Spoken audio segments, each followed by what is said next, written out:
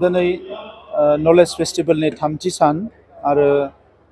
फुंनिफ्रायनो गुबुन गुबुन आयदानि सायाव सावरायनाया जागासिनो दङ। मेन पेन्डेलाव फुंनि बाहागोआव सोलोंथाइनि सायाव आरो दा बेलासिनि समाव स्पर्ट्सनि सायाव गेलेमुनि सायाव सावरायनाय जागासिनो दङ आरो गुबुन गुबुन हलफ्राव गुबुन गुबुन टीम गुबुन गुबुन टपिकनि सायाव सेमिनार जिरायगासिनो दङ।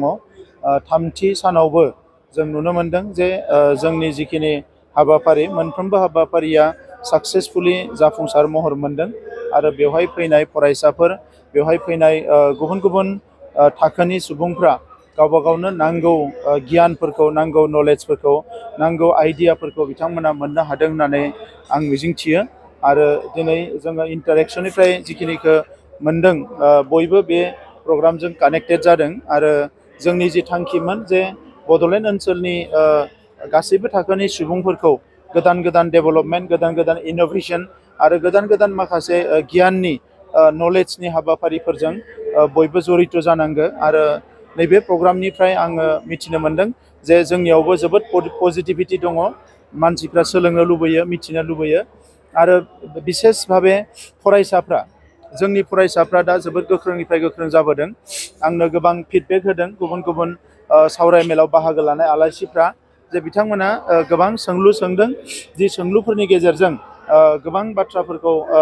रायजो राजाफोरनो बिथांमोना फोरमायनो हादों आरो बे सोंलु सोंनायनिफ्रायनो हमदांनो हादों जे बड'लेण्ड ओनसोलनि मानसिफ्राबो जे जौगानो लुबैयो माखासे बाथ्राफोरखौ मिथिनो लुबैयो माखासे गोदान गोदान गियान आरो आइडियाफोरखौ लानो लुबैयो बेखौ मिथिदों बेखौ माखासे रिसर्स पार्सनफ्रा जोंनो फोरमायदों आरो गाबोनो जोबथा सान बेवहाय जोंहा भेलिडेक्टरि सेसन दङ। बेवहाय माखासे मन्थ्रि बिथांमोना बाहागो लागोन आरो बेजों लोगोसे सिनेमा एक्टर सनु सुद बिथाङा फैगासिनो दङ बड'लेण्ड ओनसोलखौ नायगिदिंनो आरो लोगोसे जोंनि बे जि गियाननि फोरबो फालिनाय गियाननि फेस्टिभेल फालिनाय बेखौ बाहागो लानो थाखाय बिथाङा फैगासिनो दङ।